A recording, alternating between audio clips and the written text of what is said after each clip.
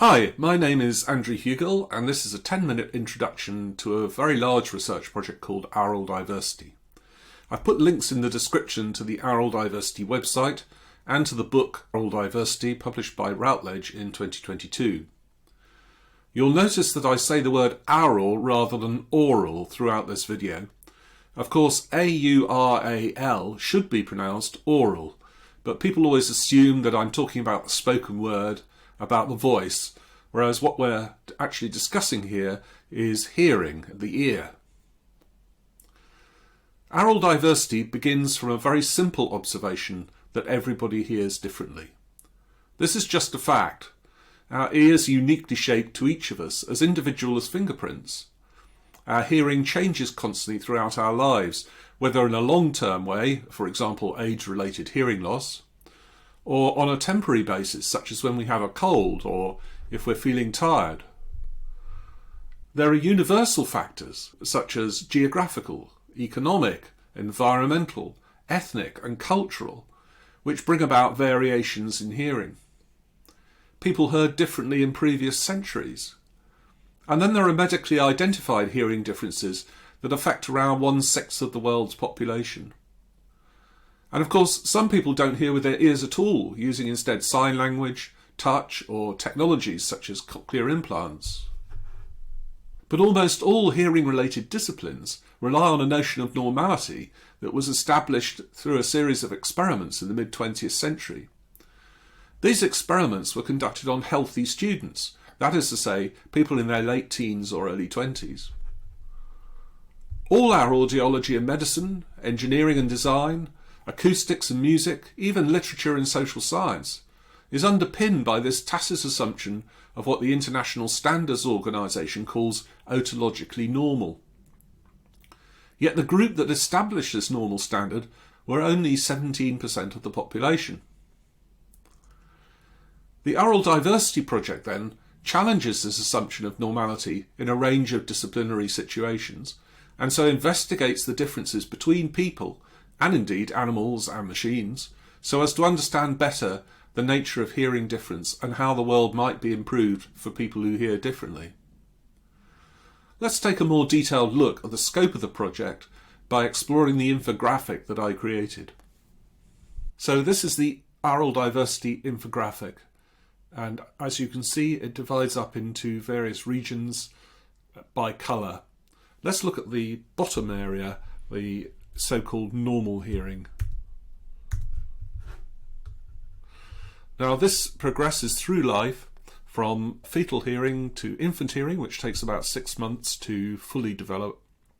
The teens and young adults are the individuals who provided the basis for that test I was talking about earlier. And then once you get past your teens, your hearing starts to decline. You'll probably notice this in your 40s or 50s. And this is called presbycusis, or age-related hearing loss. Now that's the progression of roughly 5/6 of the world's population.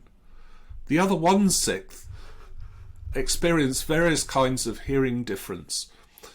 Now these are medically defined, and often the words disability, disorder, impairment and loss are used. In the Aural Diversity project we prefer to use the word difference. The majority of these differences are sensory neural, that's to say they affect the inner ear or the auditory nerve, and they may be genetic, they may be caused by various factors such as disease, noise, drugs and so on. And then a relatively small number are conductive. This is where you have a problem sending sound waves through the ear. And these can be caused by blockages in the ear, like wax, for example, or a bone growth or a tumour, or by inflammations such as viral, bacterial, fungal infections and so on. And then below that we have a region called the auditory system. This is where there are neurological differences that affect your hearing, and this would include neurodivergence, so autism, and conditions that have relatively recently been identified, such as hyperacusis, which is an increased sensitivity to even small sounds, and misophonia, which is where you have a negative emotional reaction to a certain trigger sound. Now, all of those cause tinnitus, which is the perception of sound when no sound is present. And many people experience this. It often involves clicking or buzzing or hissing or roaring. At the top right of the infographic are the universal variations that I described earlier. And these affect everybody, regardless of whether they have a hearing difference or not. I've put animal hearing in its own little cloud here. That clearly is much more varied and diverse than human hearing. And there are many different ways in which animals listen and hear. And I would also draw your attention to the trained ears cloud here. People who have their ears trained for specific professions, such as musicians, linguists, doctors and so on, clearly hear differently from the bulk of the population. And then finally, the array of technology, which is, of course, increasingly prevalent, hearing aids being the most well-known, that clearly reconfigure the soundscape for the listener. And the same may be said of cochlear implants, which are directly implanted into the auditory nerve, so bypassing the ear altogether. And there are various other devices, hearables, smart earbuds, assistive listening apps, and so on, all of which affect hearing. And machine listening, so computer audition, which is a branch of AI and is, of course, becoming increasingly important. And finally, I'll mention acoustics engineering, which is an entire field that affects aural diversity in many different ways.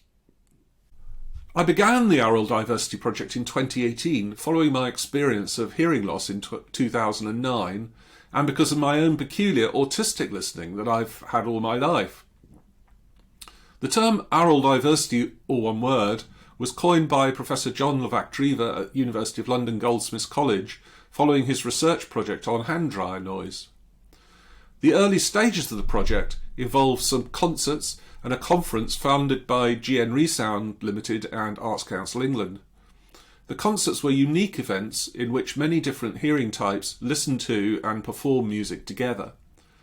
We used an array of listening strategies, from listening outside via streaming headphones to vibrating floors, from video interpretations to the use of various hearable technologies. In 2021, the Arts and Humanities Research Council funded a 2-year network, which has developed an enormous resource on the website, including many papers and writings, videos and audio recordings, commissioned installations and performances. We have addressed conferences in acoustics and noise, worked with organisations such as ARUP and DEFRA, providing advice on hearing difference, and delivered BBC broadcasts and social media and websites. The work of the network continues, and you're welcome to join us at the email link given in the description.